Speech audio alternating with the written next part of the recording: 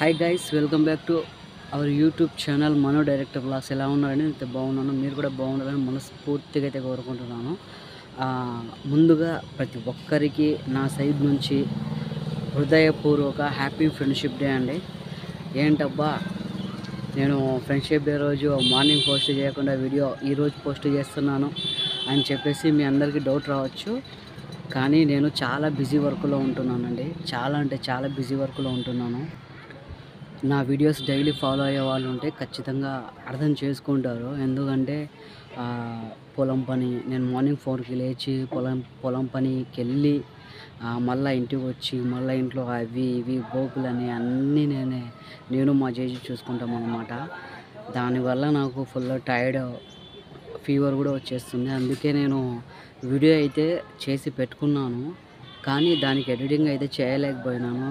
అందుకే ముందుగా ప్రతి ఒక్కరికి లేట్ అయినా పర్లేదు, ఫ్రెండ్ అనేటోడు ఖచ్చితంగా ఇక్కడ పెట్టుకుంటే మనం ఎప్పుడు చెప్పినా చెప్పకపోయినా అది ఒక అద్భుతం అన్నమాట. ఇంకా ఓకేనా. ఫస్ట్ ఆఫ్ ఆల్ నేను చెప్పాలి అనుకున్నది, నా లైఫ్లో ముందుగా నా గురించి నేను ఇంట్రడక్షన్ ఇచ్చుకుంటాను. నా పేరు షేక్ కోయలకుంట్ల మోమిన్ అన్నమాట. నేను ఇంటర్ వరకు GTRM కాలేజ్లో చదివాను. దాని తర్వాత ఫిజికల్ ఎడ్యుకేషన్ ట్రైనింగ్కి ప్రొద్దుటూరుకి వెళ్ళాను అనమాట. ప్రొద్దుటూరులో 2 years కోచింగ్ కంప్లీట్ చేసేసుకున్నాను, PT కోచింగ్ అనమాట. అక్కడికి వెళ్ళిన తర్వాత సడన్గా ఒక చిన్న ఇష్యూ వల్ల నేను ఒక కొట్లాట వల్ల ఒక ఫ్రెండ్ దగ్గర అయిందనమాట నాకు. అయితే నేను ఇంతకుముందు చెప్పాలనుకునే దీనికంటే ముందు నేను ఏం చెప్పాలనుకున్నానంటే, నేను ఇంటర్ తర్వాత PSETకి అప్లై చేసుకున్నాను. 2 times అప్లై చేసుకున్నాను. ఎందుకంటే నా దగ్గర సీనియర్ నేషనల్ సర్టిఫికేట్ ఉంది కాబట్టి. దాని తర్వాత నేను గుంటూరుకి వెళ్ళాను. అదే పెడతారు కదా ఫిజికల్ టాస్క్, అక్కడికి వెళ్ళాను.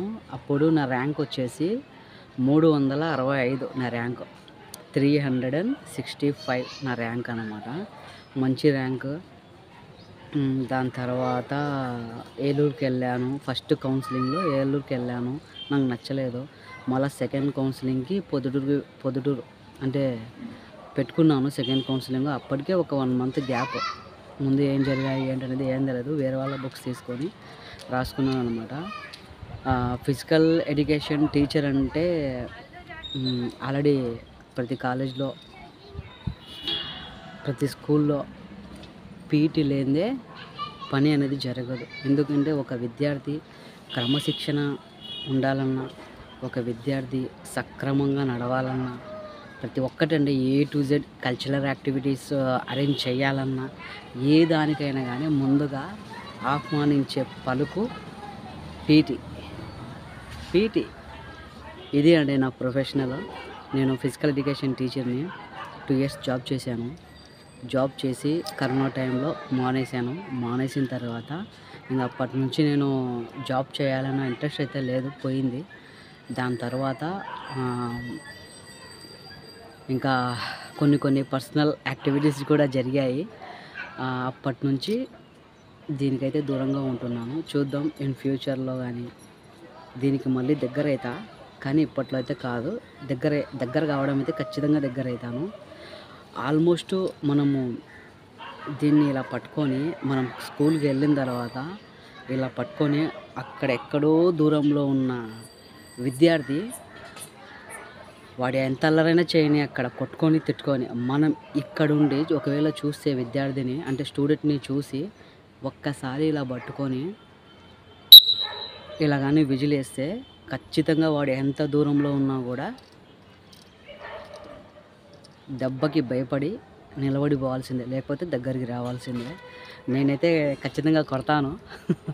మామూలుగా కొడతానన్నమాట, ఖచ్చితంగా కొడతాను నేను.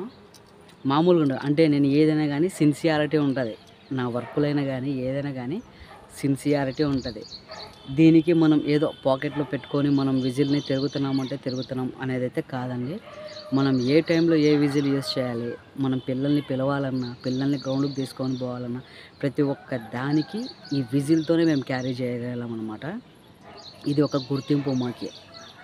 ఒక గుర్తింపు. ఒక సబ్జెక్ట్ చెప్పే టీచరు వాడెక్కడో అల్లరి చేస్తుంటే సబ్జెక్ట్ ద్వారా వాడిని ఆపలేకపోవచ్చు. కానీ ఒక్క విజిల్ ద్వారా మేము ఖచ్చితంగా ఆపుతాం పిల్లల్ని.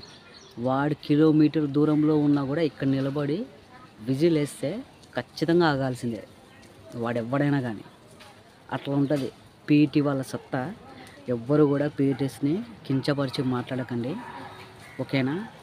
ఎందుకంటే ప్రతి ఒక్క విద్యార్థి ప్రతి ఒక్క స్టూడెంటు హ్యాపీగా గడిపే క్లాస్ ఏదైనా ఉందంటే ఒకటి అది ఫిజికల్ ఎడ్యుకేషన్ టీచర్ క్లాస్‌లోనే హ్యాపీగా ఉండగలడు, ఆడుకుంటాడు.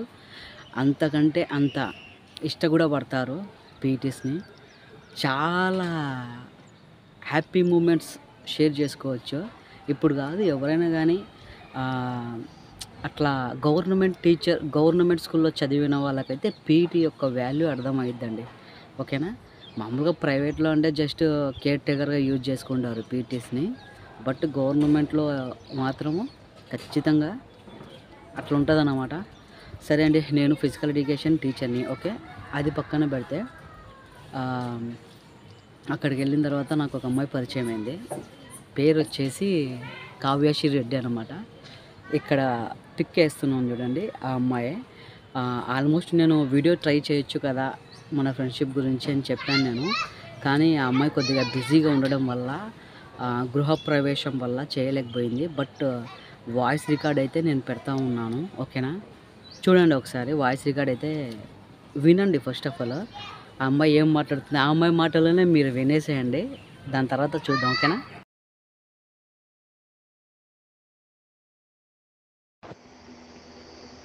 హాయ్ మనం, హ్యాపీ ఫ్రెండ్షిప్ డే. మనిద్దరి పరిచయం ఒక గొడవతో స్టార్ట్ అయింది. ఆ గొడవ ఇప్పటికి గుర్తు తెచ్చుకుంటే నవ్వు వస్తుంది. కానీ ఆ గొడవ ఇప్పుడు మనిద్దరిని మంచి స్నేహితులుగా ఉండేలా చేస్తుందని అప్పుడు నేను అనుకోలేదు. But I'm so happy. ఆ దేవుడికి చాలా థ్యాంక్స్ చెప్తున్నాను నీలాంటి మంచి ఫ్రెండ్ నాకు ఇచ్చినందుకు. మనము ఏ విషయమైనా తోడబుట్టిన వాళ్ళతో పంచుకోలేకపోవచ్చు, కట్టుకున్న భర్తతో పంచుకోలేకపోవచ్చు, కన్న తల్లిదండ్రులతో పంచుకోలేకపోవచ్చు, కానీ ఒక ఫ్రెండ్తో పంచుకోవచ్చు. ఒక మంచి ఫ్రెండ్ అమ్మ అవ్వగలదు, నాన్న అవ్వగలడు, తోడబుట్టిన వాళ్ళు కూడా అవ్వగలడు. అలాంటి ఒక గొప్ప మంచి ఫ్రెండ్ మను థ్యాంక్స్. నువ్వు నా లైఫ్లోకి వచ్చినందుకు, నా లైఫ్లో ఉన్నందుకు. నిన్ను చూసినప్పుడు నాకు బ్రదర్ లేడన్న ఫీలింగ్ ఉండదు. ఒక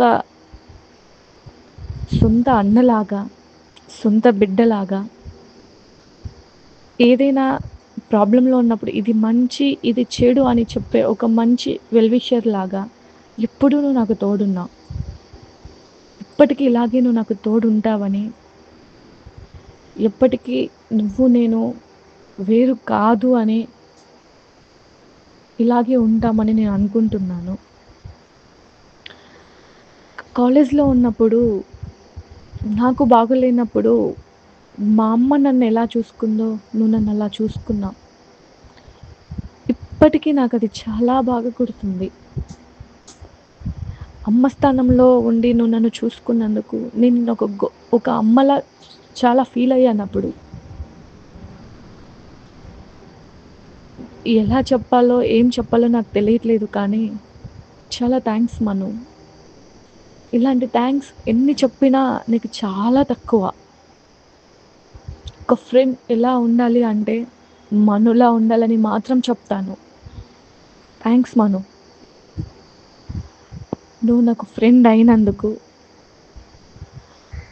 నన్ను నీ ఫ్రెండ్లా ఉండనిచ్చినందుకు very thank you. Once again happy friendship day my dear best friend.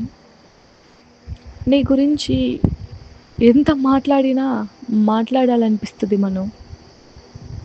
ఎందుకంటే నువ్వు నేను పరిచయం అయ్యి ఒక 7 సంవత్సరాలు అయింటుందేమో అంతే.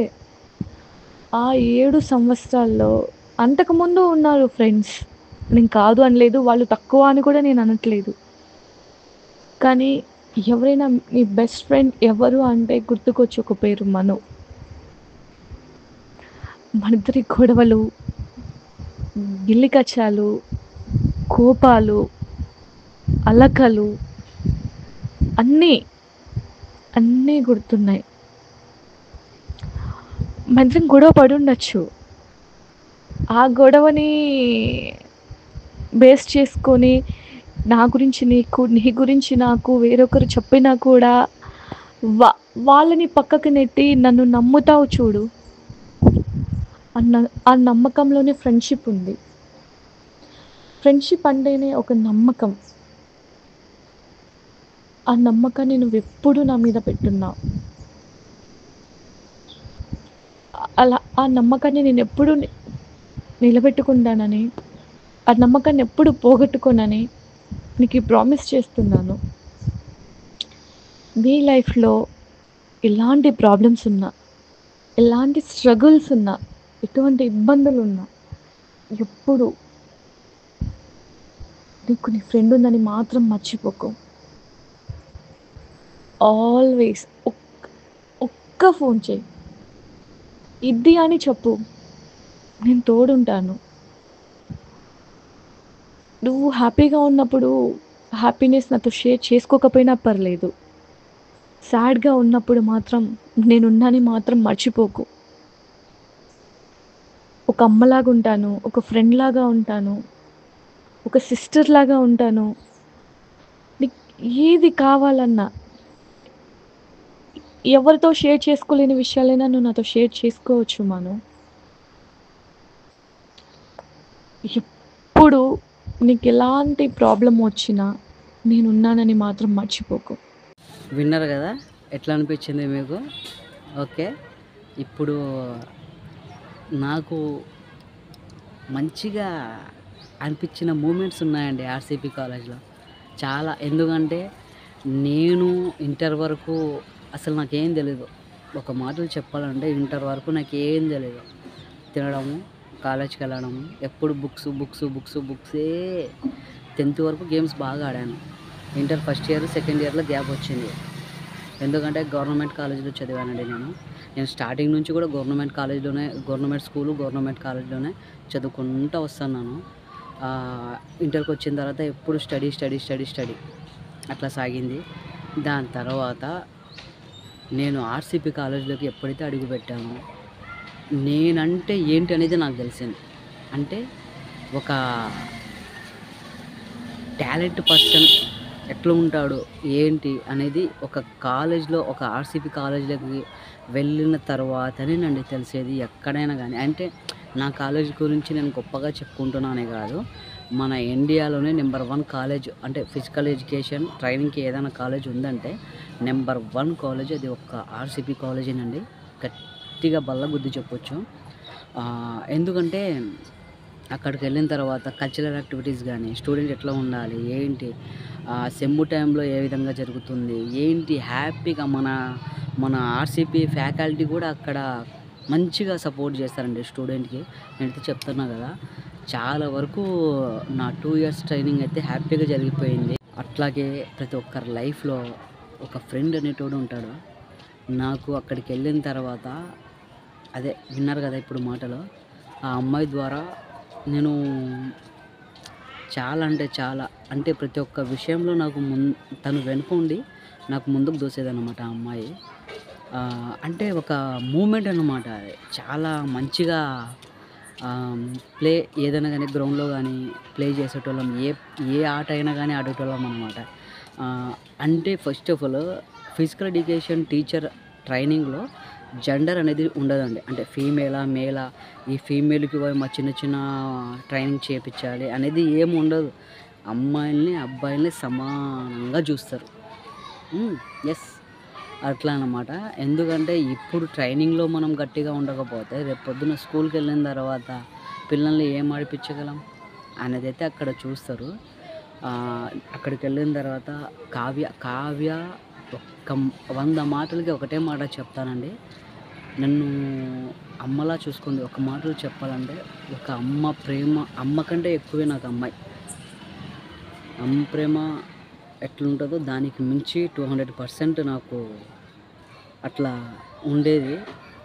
ఎందుకంటే మనీ విషయంలో అయినా కానీ, నాకు తినిపించడంలో అయినా కానీ, ఏదైనా కానీ ఒక కేర్ 100కి 1000% కేర్ చూపించేది నాకు ఈ అమ్మాయి. ఇక్కడ ప్లే అవుతుంది కదా! ఆ అమ్మాయి నా బెస్ట్ ఫ్రెండ్ అండి.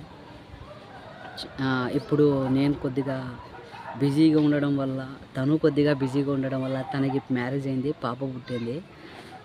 తను పాపతో కొద్దిగా ఉంటుంది కదండీ! స్నానాలు చేపించడం, కొద్దిగా బిజీగా వంట వండడం అట్లాంటివి. అందుకే కొద్దిగా బిజీ వల్ల వీడియో అయితే పెట్టలేకపోయింది. అప్పటికప్పుడు వాయిస్ రికార్డ్ అయితే చేసి పెట్టిందనమాట ఆ అమ్మాయి. అదండి.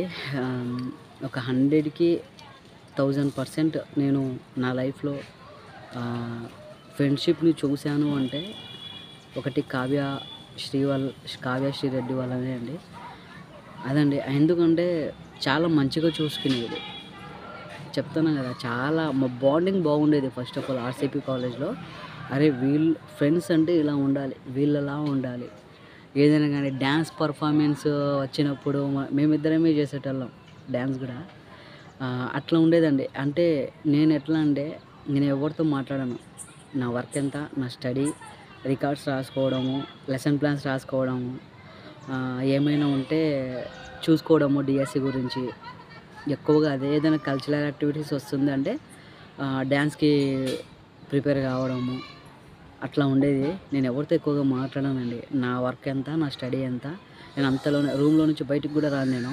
ఒక మాటలో చెప్పాలంటే అట్లా. ఒకటి తినేటప్పుడు అంతే ఇంగ. అదండి. ఇప్పుడు ఎవరి లైఫ్‌లలో వాళ్ళు బిజీగా అయిపోయినాము. కానీ ఒకటే చెప్తాను, ఎవరైనా కానీ కోరుకునేది ఒకటే అండి. ఫ్రెండ్ మంచిగా ఉండాలి, ఫ్రెండ్ బాగుండాలి. అదే చూస్తారు ఎవ్వరైనా కానీ. ఎక్కడున్నా కానీ తను మంచిగా ఉండాలి అనేదైతే నేను మనస్ఫూర్తిగా అయితే కోరుకుంటున్నాను.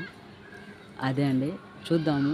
చూసి ఒకరోజు నేను కూడా వెళ్ళాలి అనుకుంటున్నాను తన దగ్గరికి. ఎందుకంటే చూడక నేను కూడా దగ్గర 3 ఇయర్స్ అయితే అవుతా ఉంది. చూద్దాం. నెక్స్ట్ ఇయర్ అట్లా పోతే ఖచ్చితంగా వీడియోస్ అయితే తీసి పెడతాము, డైలీ వ్లాగ్స్. సరే అండి. నేను ఇంతకుముందు అంటే నాకు 10th వరకు ఏముండేది, డాక్టర్. నా గోల్ వచ్చేసి డాక్టర్ అండి.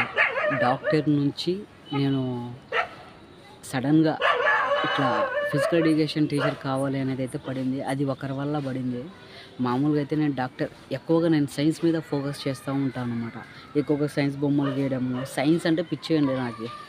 సైన్స్ అంటే ప్రాణం ఇచ్చేస్తా ఒక మాటలో చెప్పాలంటే.